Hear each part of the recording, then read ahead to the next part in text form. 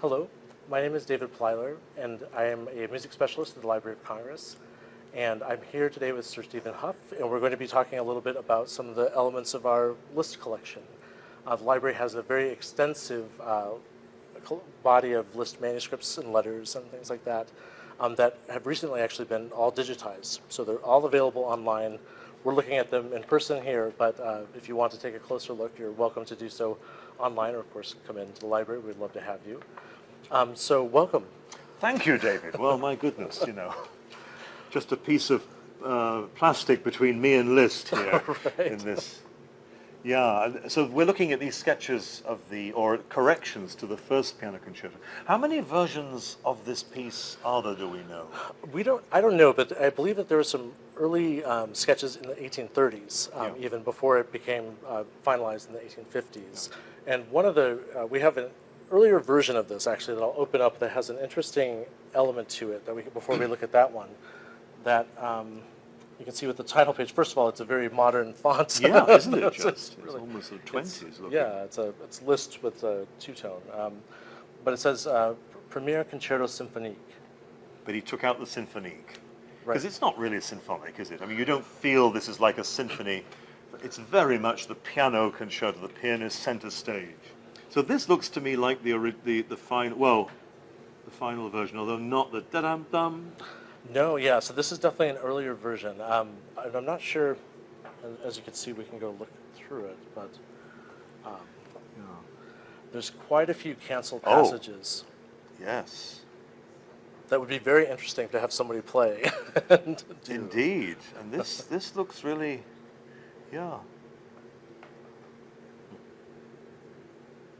This looks wonderful, actually, I must say.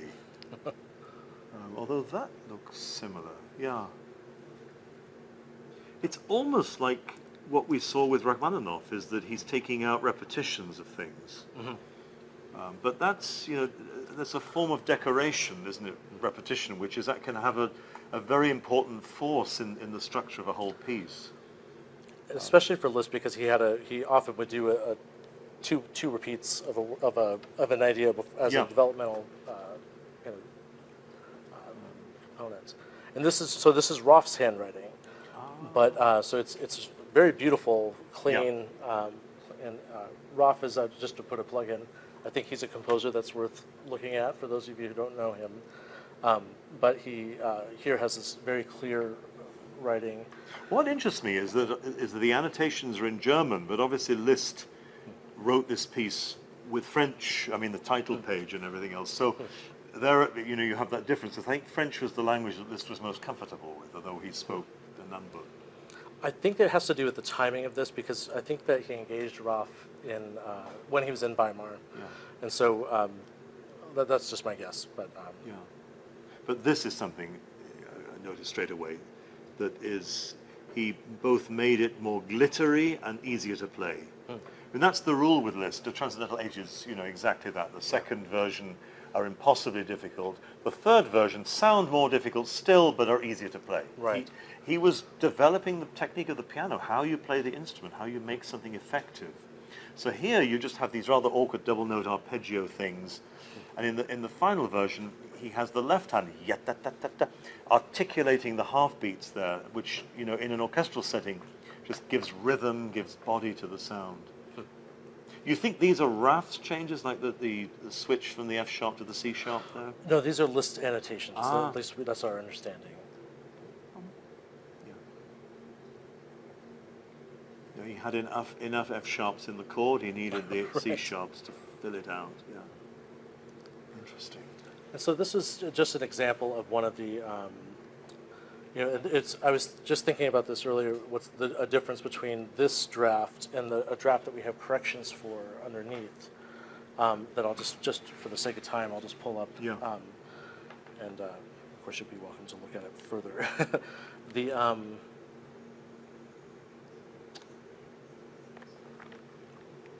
So these are a set of corrections, and let's see, I'll pull up the right one. See, this is very interesting to me, because this is where we have although that's a clarinet in the final version, It's the sort of second subject. Dee, da, da, da, da, dee, da, da, dee, da. Always a controversy because the clarinet, as it finally is a dotted eighth and a 16th. 1, 2, 3, 4, 1, 2, 3, 4, 1. And the piano is in triplets. 1, 2, 3, 1, 2, 3, 1. But actually, originally, they were both dotted eighth and 16th. And I've always thought that actually they should be aligned. Whether you do it a loose 16th or a quicker triplet, they should meet. And that's exactly what they do here, is they meet, because there's no point in having one slightly off with the other. And that's the two solo violins in the final version. Originally, he had it for a flute. Should be rather nice on the flute. Composers' second choices are not always better than their first. And this is always a good point with Liszt, though, because he does this a number of times where he does second, third, and fourth versions, and often they have their own identity, distinct from that original version. And yeah, you're right, not always better. You see, here's where the triplets da da da da da and da da da da da. So, da, da, da. But that comes about because he wants the accompaniment to be, you know, the triplet has more of a sort of swing to it than the four. The four feels square. Yeah. So one thing I know, and it's just been a while since I've looked at it, when you look at these older versions, you start to doubt yourself as to whether you're remembering what the original is supposed to be like. But often at the beginning, the octaves are with triplets, I think, right? Yeah, in the final version, you get dum dum dum dum dum dum dum, and this version da da da da da da. They're all duplets. Right. Yeah. Right. Easier, but less of a sort of swing into the leaps. And that makes me want to just double check this one, but makes me think that perhaps that is an earlier version. That was a corrected version of an earlier one than this, but I'm not sure. Because we don't have all the context. Is this the fine? Because this seems incredibly thin here. Just the timpani and the trills without even any harmonic notes in them. I can't actually read what that says. And it's also in German. But, I'm afraid I can't either as well. but yeah, you're right. It's See if I can find out. which actually suggests that originally, rather than a feeling of a very free cadenza, he maybe had more in mind something in tempo. Yeah, da da da da da da da da da da da dum, ba da da da da. Well, you know, another, I thought just as an interesting thing that we have, that we actually just purchased, I think in 2018, is a version of the Totentons that Busoni knew and edited. That is, and in fact, we have a letter from Busoni about it. That has, and it's also another intermediate version from his time in Weimar. Busoni's letter. That's Busoni's letter. Yes. Smell. You can't replicate the wonderful smell of old paper.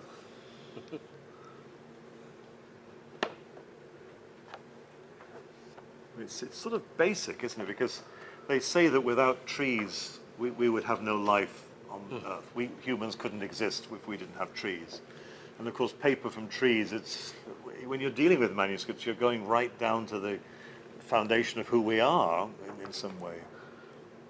You know, it's one of the things with contemporary music, and as you're a composer, and so I have to ask you: do you write by hand or? I sketch by hand. Sketch by hand, okay. But then once I've got some shape for it, I then copy it out into Sibelius, and then I do many. I've just sent my piano concerto in last week to the publisher, finished. I mean, there must have been 80 versions online of just little changes, and because each time I make a small change, I save it, and then I send that to myself so that it's preserved in each stage. Fantastic. But what we don't have is all the intermediate things kept. And in fact, the sketches I tend to throw away. I don't know. I don't Shame. feel that they're... I know, now I feel maybe... No, that's, yeah, let me chastise you there just to say that you should, it's fantastic that you save the intermediary versions because that's what I tell every composer I meet is to please save as after each section because Yeah. it's, if you want to, I mean, not that everybody has an expectation that somebody's going to study their music, but if we're going to have a chance to see what you're doing and how you develop and how you thought through a particular piece, we're not going to be able to do that if we only have the final Yeah, score. that's true. Yeah. And some things seem really obvious when they're done, and yet it took a long time to get to that obvious moment. Sure, sure. Yeah. Right. Oh my gosh. Yes. Well, this is Liszt not being easy for the pianist because people think of Liszt, the hardest music ever written. Absolutely not true. A lot of Liszt is very straightforward to play because he knew what worked and he knew how to make things efficient. But in the earlier years of his life, he just piled more and more notes on. And here's this ferocious double third scale that I think any pianist would not be. You'd hear that in many practice rooms. Right. if it were the version we played. But interesting, the yat ta ta ta ta ta ta ta rather than a trill. Mm. Yeah. So one of the fascinating things about this version that I think is worth just bringing out is that, so this is a set of variations and thoughts on the Dies Irae, and what he did was he had a piece called Psalm Instrumental from the 1830s that was based on the De Profundis, and he added that to this work, and he actually labeled it as such, and then integrated it in a way. Here it is. So. Oh yes. Now this he uses in one of the the Harmonie Poétique et Religieuse. That's yes. What's Pensée des Morts. Mm-hmm.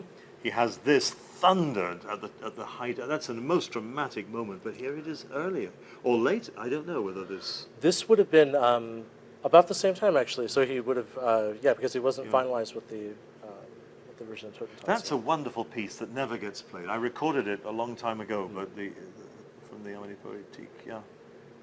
But absolutely, interesting yeah. that it's here. Yeah, he used it across a number of pieces, and then what's kind of neat to see at the end is that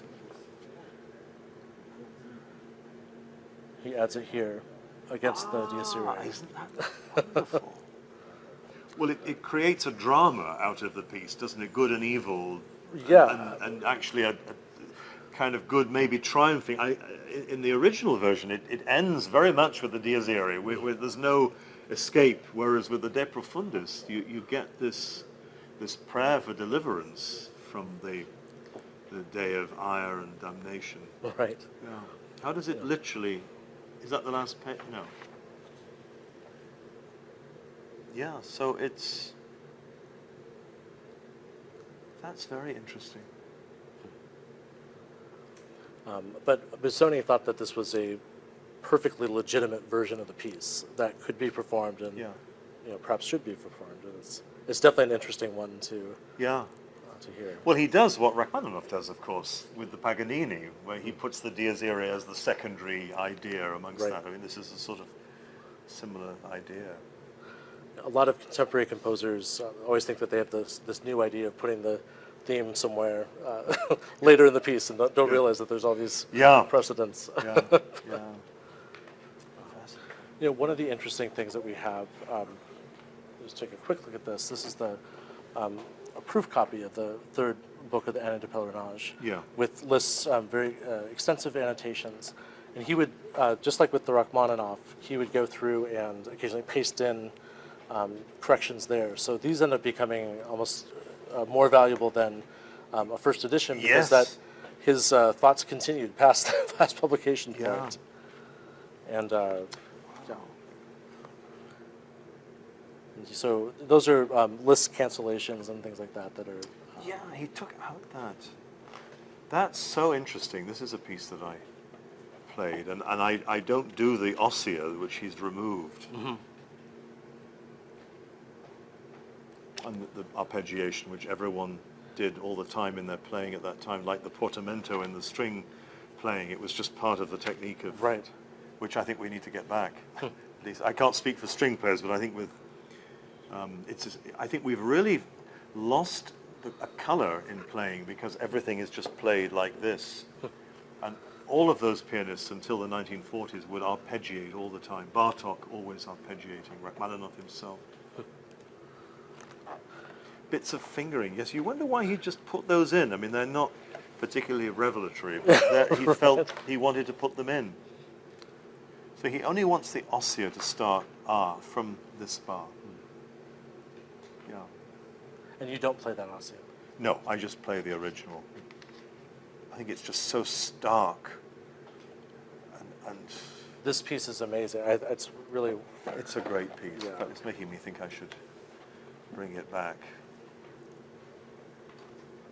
I was introduced to this by Neeraj Hazy, you know, that recording that came out in the 70s, I guess. You know, Neeraj Hazy, if anyone's listening, this was this prodigy Hungarian pianist who spent many years living as a homeless person in San Francisco, and then I think his 9th wife, something like that, needed medical treatment, and so he gave a concert to raise some money and was taped, and it ended up being released, I think by CBS, and then they asked him to make another recording, and it's one of these, and I mean, it's really astonishing playing. You really do feel it's like Liszt himself might have played as an older man.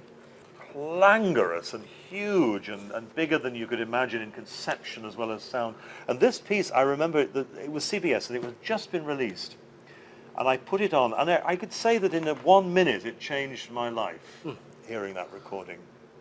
Because it just opened a window on a way of playing that I just never imagined. Yeah. Well, Wagner took so much from Liszt. Yeah, there's the Ken Russell film Listomania has Wagner as a vampire, Oh, stealing Liszt's ideas. I'm not so sure that I would recommend the film, but Right. Just a quick look at the Yeah. famous one, the Jadot à la Villa d'Este, which is the one that most people have played.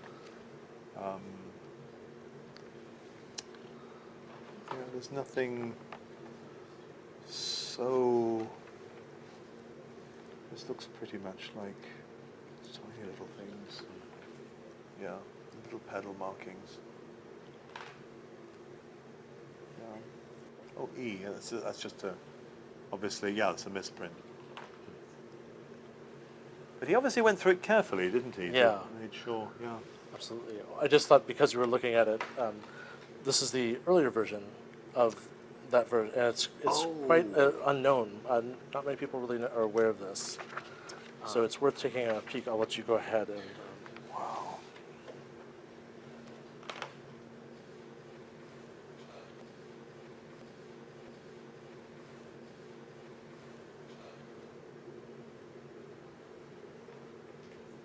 Also doesn't look so different, actually.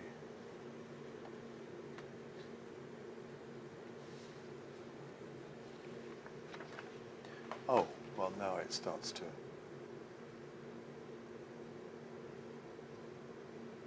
Oh, yes, he did one of his sort of marchy things. Mm-hmm. He loved these... Dun, dun, dun, dun, dun, dun, sort of...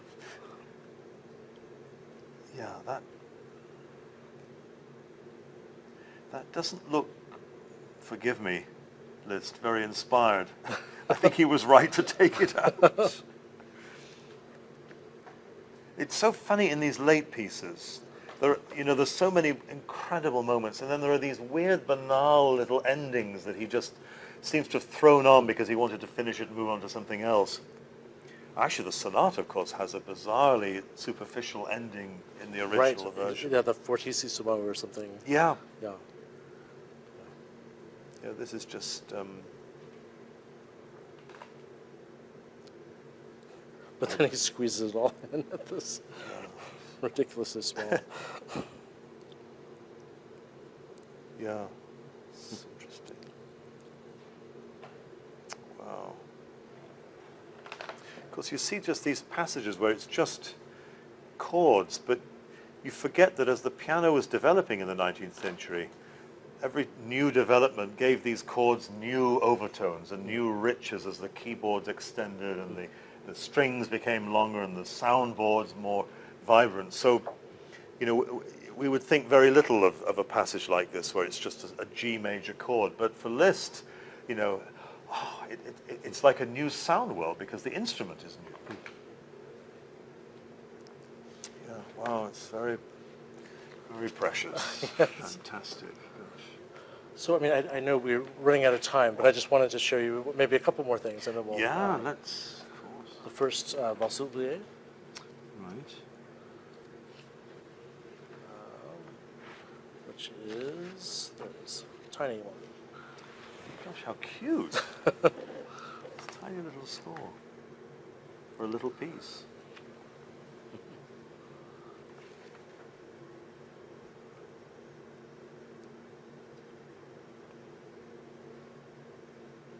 On 3 staves. Well, not quite, because he just leaves the middle one blank for room.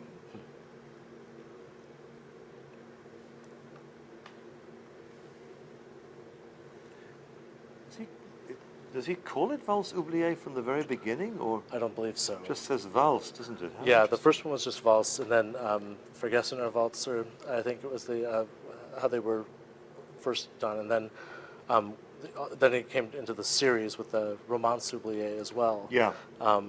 Which we actually have here as well. But, 23rd of July, 1881.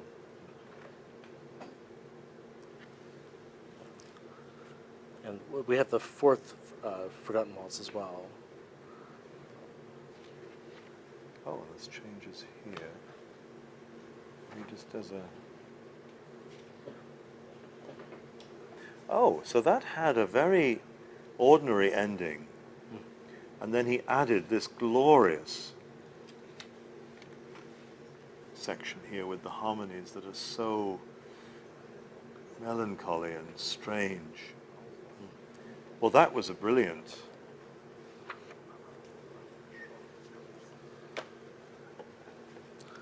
Sort of leads on in a way to Mettner's Forgotten Melodies, doesn't it? Because the idea that it's a tune you might have remembered in the past and somehow, you know, like we have these earworms and we don't know where they came from. I think there's something of the psychology in the Valse Oubliée, not that they're forgotten waltzes, but it's the musical ideas are somehow half remembered. Certainly in the second Valse Oubliée you feel that. Absolutely, you know, that's I think Mettner's a great example of that with the the Opus 38 with the the sonata that comes that beautiful Tune opening. that keeps coming. Yeah. Do you play that set as well? I've or- worked on them, but I never performed. Never It's just the G minor sonata is the only Mettner I've played, which is a great piece. Yeah. Well, maybe I'll just show one more thing. Okay. And then we'll call it a day. Let's see. The Valse Caprices.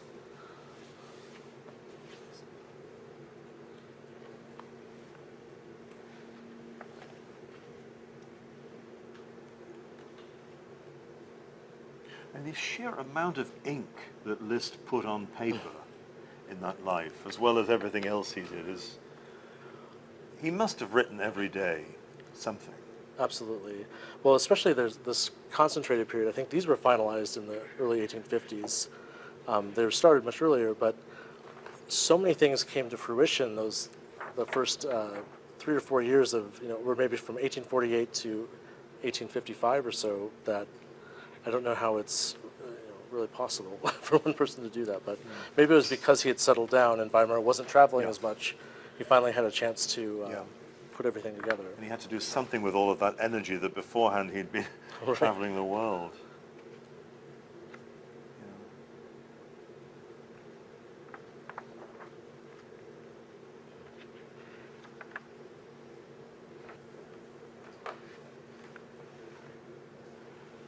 It's interesting, isn't it, that all the expression marks were put in later. It's like he knew what he was going to do. He just wanted to get the notes down, so we have the ink. And then the blue pencil comes later with all of the fortissimo and espressivo and all of that writ even. I guess with the composer who's in a rush, the key is to get the notes on the page. I mean, the expression, you know instinctively. Right, right. You won't forget that, whereas you will forget the notes. Do you work in a similar way, or do you put everything down at once? It varies really. Certainly dynamics can be a problem to decide. Where does the hairpin begin? I think it's when you're looking therefore at other people's music, maybe you're thinking also, well, yes, the hairpin does begin on the B and not on the C. You know, that there is an importance to that. But you're also, if you're writing for other people to play, you're thinking, if I write the crescendo there, they're going to get too loud too soon. Even though that's where it begins, I'm going to write it there so that it doesn't have that. But metronome marks are another thing. I do like to put those in just as a general guide, because I think they can be helpful, even though many people don't even bother with them. Sure. Chopin nocturnes. If there's anyone bother with metronome, Chopin's extraordinary and completely workable and wonderful metronome marks. The D flat nocturne. Nobody. What is it? 84. Or the slow movement of the Brahms B flat concerto. Never really got an orchestra. I mean, close. Close. That's 84. It's usually, sometimes almost half the tempo. Wow, wow. For that movement. But movements 1, 2, and 4, everyone does that tempo. But 3, nobody wants to do it. They don't trust that it's an andante in 2. They somehow think it's a slow movement, therefore it's slow music. Right. But allegro, and then he scratched it out.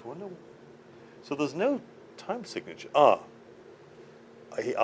strepito. Okay.